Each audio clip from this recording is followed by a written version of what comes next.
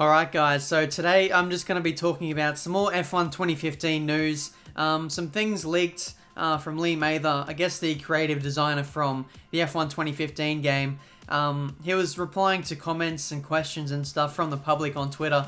I'll leave a link to his Twitter account in the description. You can go follow him and stay up to date on F1 game news and stuff. But basically I'm going to talk about some stuff that he was talking about and try and give you guys some updated news and stuff on what might be happening and what might feature in this year's F1 game. So first off, this first tweet is talking more about the AI, which we haven't really heard of quite yet, so I thought this was a good timely time to talk about it, and I was actually pretty excited about this. Basically, Lee Mather said he was having a race with AI and stuff around China, and basically he was battling for the lead with Hamilton. Hamilton was behind him on the back straight at China, and all of a sudden he tried to pull a move up the inside. He locked up, and he wasn't expecting the move either. He made the turn and then had a double of opposite lock on the exit of the corner, which says to me that the AI are much more aggressive. They think more like a human, I guess, and it's good to see that the AI actually try to outbrake you on this game, because we've never seen this on any F1 game in the past. Like, the AI, they will never, I repeat, they will never outbrake someone into a braking zone. So that is very, very encouraging. He said he really wishes he could have shared a video of Hamilton doing that. He said it looked real. So praising both the graphics and, I guess, the behavior and the racecraft of the AI. That's fantastic, I must say. Moving on to the next tweet. He's just sort of backing up that tweet. I think it was in response. Someone replied to him, and then he replied to that as well. So he said the AI are based on an entirely new system. They behave and act like a human, as I said before. He said there's no more bullying the AI out of place, and he says the wet times are slower for the AI as well. So they're not going to be impossible to catch if you're racing them in the wet. So that's very encouraging on a lot of fronts. The AI are now not predictable. Like, they might pull moves where you might not expect them, or, you know, it might be harder to defend your position now. And also, it's going to be a lot more competitive in the wet. So maybe they've taken away the assist for the AI and really worked on them and really humanized them in a way, if that makes sense. Alright, so the next tweet is more about the penalty system. Someone asked him about, you know, if the penalty system has been improved or something like that. Basically, Lee says there's a whole new penalty system which should be way more accurate at attributing blame to people who are at fault. So yeah, as I said in a previous video, if you haven't seen it already, I've done more F1 2015 news videos. You can go check those out, where I talk about the penalty system and all that kind of thing. So yeah, if you missed that, the penalty system is all new this year, and should be a lot more accurate and give drivers the blame for causing accidents and stuff, which is encouraging, especially for online. Okay, so the next little leak from Lee comes from, it's a question from King Harold. He says, will racing lines in the wet work?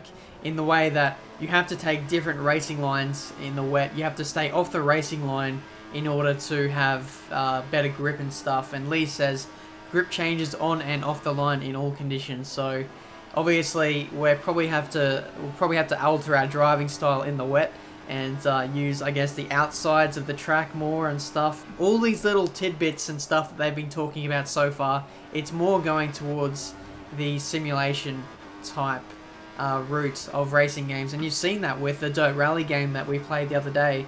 It seems like Codemasters are trying to take a new direction in order to make their games better, which is pretty exciting. F1 game car setup says, can you tell us if there will be any changes to car setups and the setup screen? And Lee says, yes, they'll be changed for 2015. So since they're changing, I guess, the setup screen and possibly the setup options, that says to me that in conjunction with the new handling model and stuff, I think setups might be a little bit different in the way that they work and the way that you set certain settings to be fast.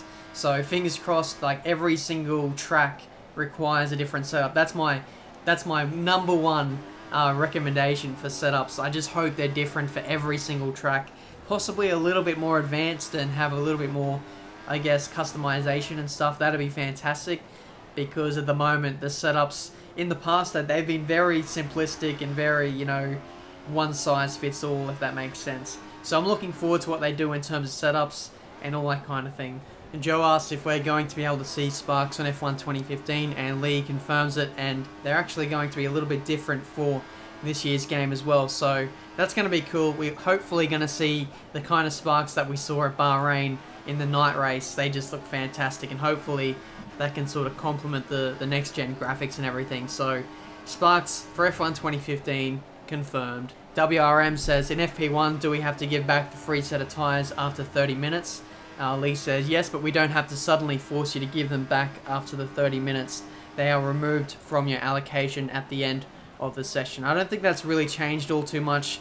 As always, we get a free set of tyres to use in practice, but we're not allowed to use them for the rest of the session. So nothing really changes there, and that's not really a big feature in my opinion, because I'm not going to be driving around in all 3 practice sessions, to be brutally honest.